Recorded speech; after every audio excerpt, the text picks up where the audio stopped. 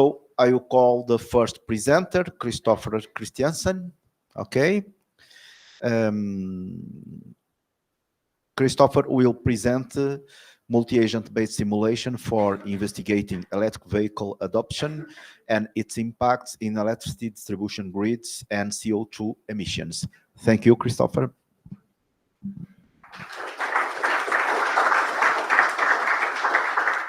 Thank you.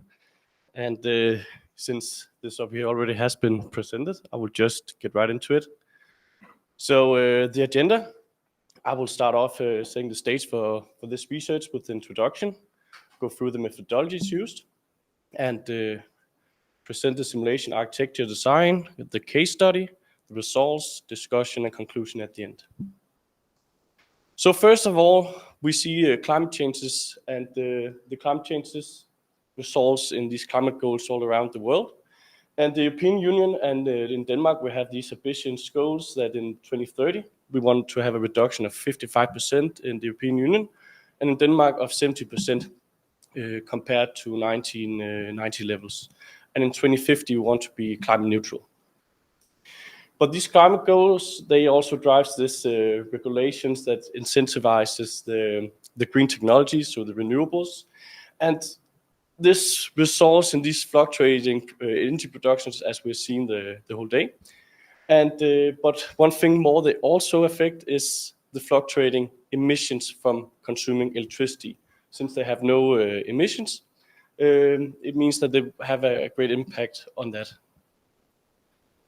So as a sub goal for the European Union, they also have this in the transportation sector, especially 30% reduction compared to 2005 levels. And we see that this results in increasing share of electric vehicles in the grid. In Denmark, we have the high ambitions of having 1 million electric vehicles by 2030. And just for comparison, in 2019, our total car fleet was of 2.65 millions. And this results in an uncertain loading profile especially for our distribution grids. And if we just simply assume that all electric vehicles had zero emissions, it means that we will need around 1.42 million electric vehicles to achieve the climate goal. And in Denmark, we expect to have around 3.25 millions by 2030. And for comparison, in 2019, we only had 15,500 electric vehicles in Denmark. But the question is, what about indirect emission for consuming electricity, and how does that affect our climate goals? So this leads to the targeted challenges I have found. So the distribution grid impact from different electric vehicle adoption curves, the greenhouse gas emissions from electric vehicle charging, and also how it impacts the climate goals that we have set.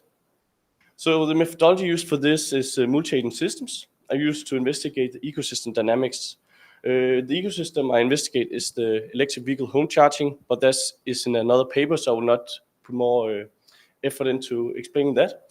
And the software tool is called EnergyInformatics, which is a multi-method simulation tool, which among the methods include agent-based modeling.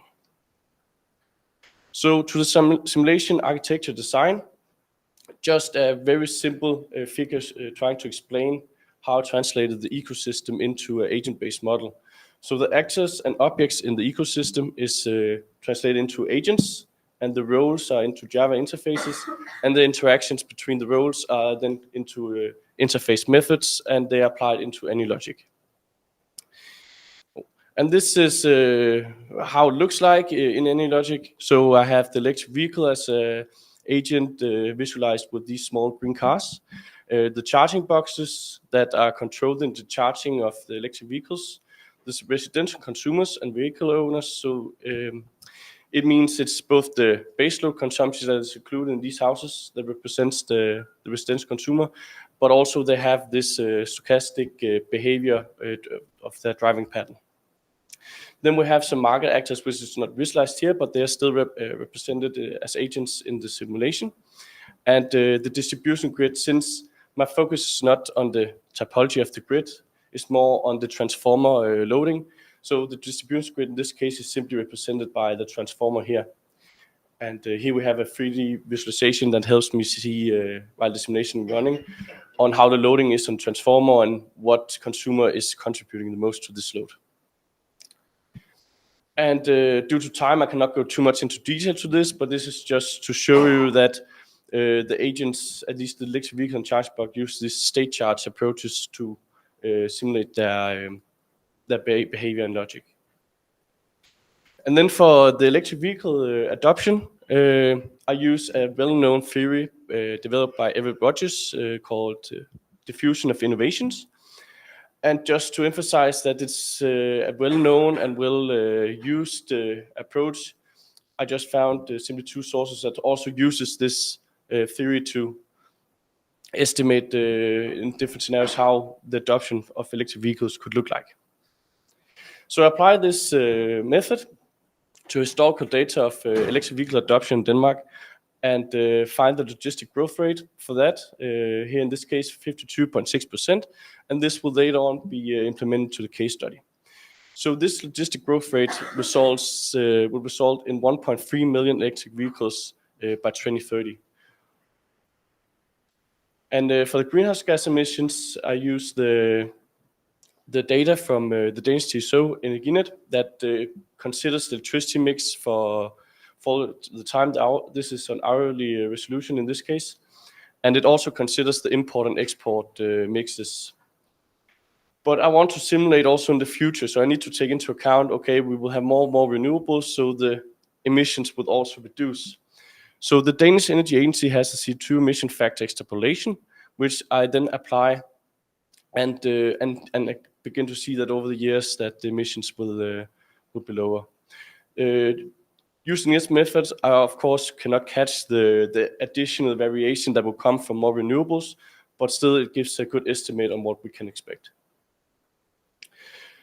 So for the case study, investigate a case study in Denmark, the city Strib, which has 126 households below a 400 kilowatt amps transformer, and each household has a maximum household capacity of these around 17 kilowatt amps, and they all use traditional charging, which means they charge as soon as they arrive home.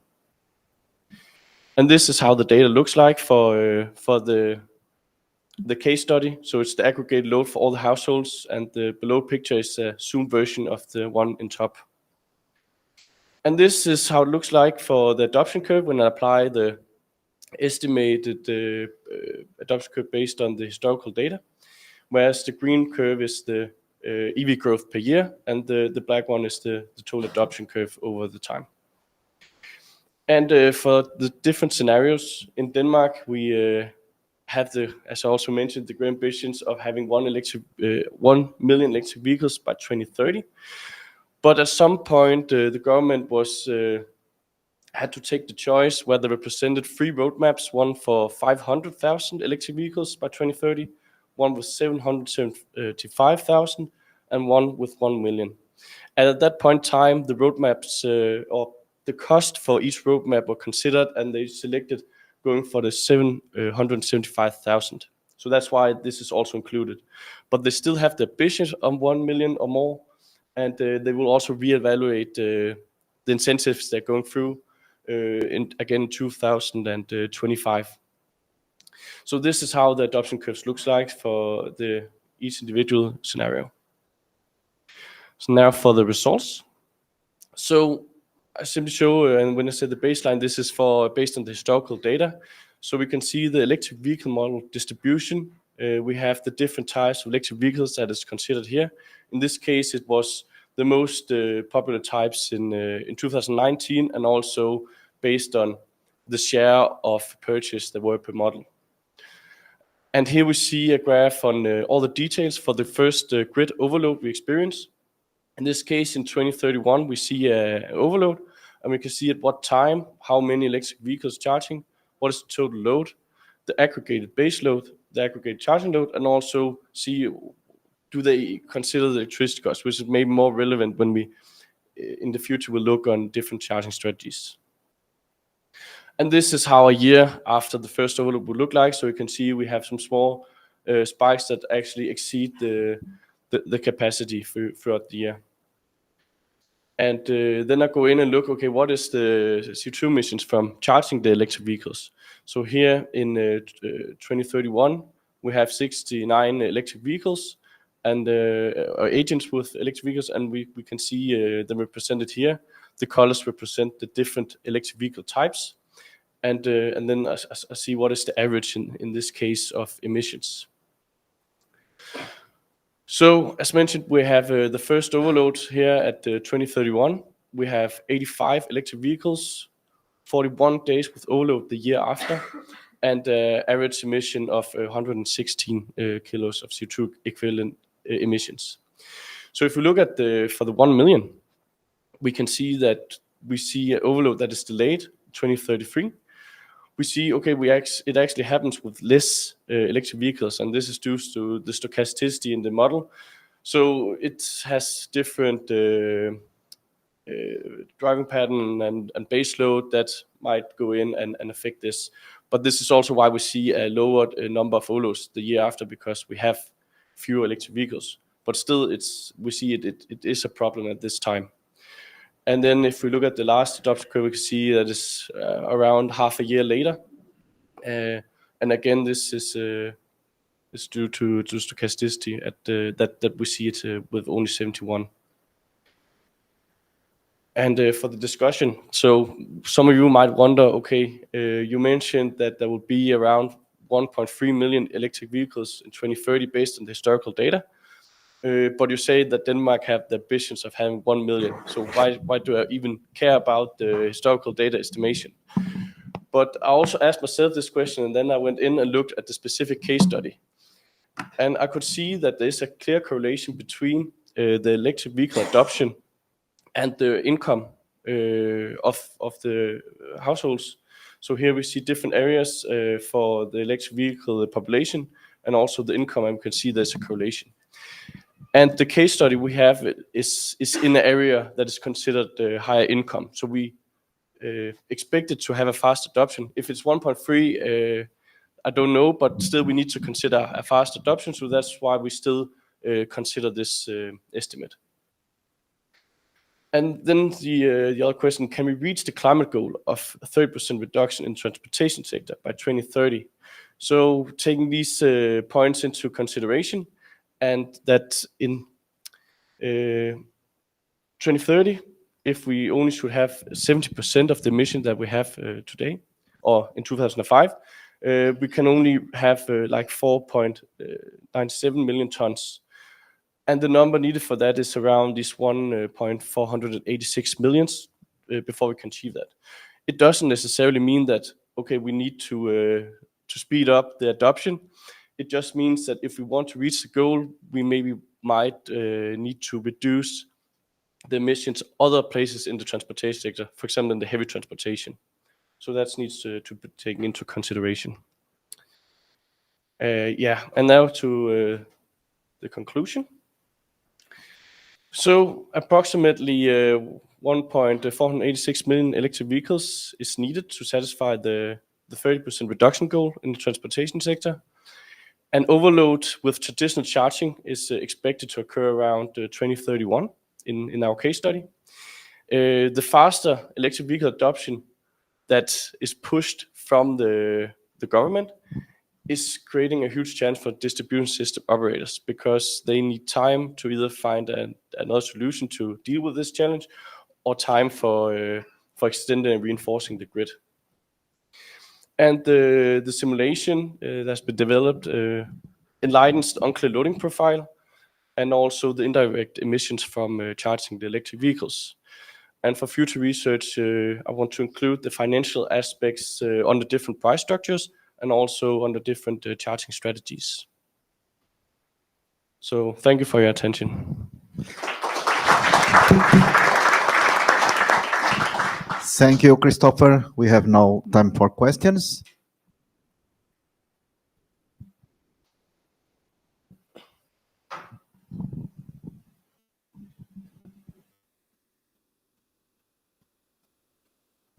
Thank you for the presentation. Maybe I missed it, but how did you create the EV vehicle adoption curve? Like, was it just an assumption, or where does this?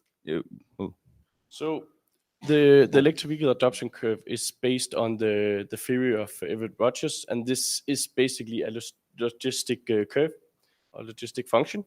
So I apply the logistic function on the black line is the real data we had until, in this case, is 2021, and I try to fit it, and then the rest of the curve is simply easy to draw from there. Okay, yeah, thank you. Yeah. More questions? Okay.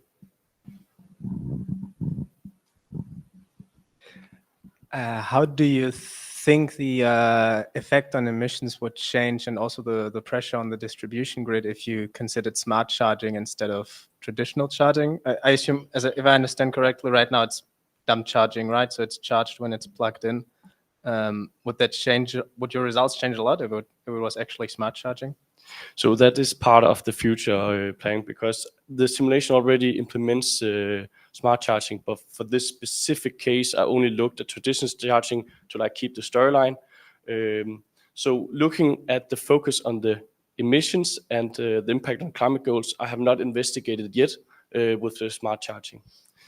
But you would, especially if you use the smart charging reacting on CO2 emissions, you will definitely expect to see a difference. But what we also found out based on the impact on the grid, not the emissions, that if you begin to see the smart charging, the charges when the electricity price slows, we will have even earlier and more frequent overload of the transformer. So this is just giving, maybe it's better for reaching the climate goal, but it's a huge challenge for the distribution system operator.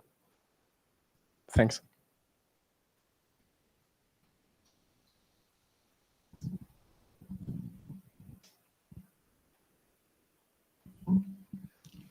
Congratulations for very good presentation and paper. I think smart charging is also very important for the future studies. For example, in Denmark, we have to shut down wind power plants sometimes, so we can incentive the charging of electrical vehicles, for example, and you have an excess of wind generation, so don't have to shut down the generation, you can use this for the electric cars. But even with these assumptions, in my view, you have a very robust electricity grid in Denmark, because it's 400 volts, and even with this high penetration of electric cars, I have just few days of overload. And overloading transformers is not a very big problem. Transformers are very robust equipment. You can overload them sometimes for a few hours. There is no problem. But if you combine this with smart charging, I think it will be we're gonna have very good and nice results to show. Yeah.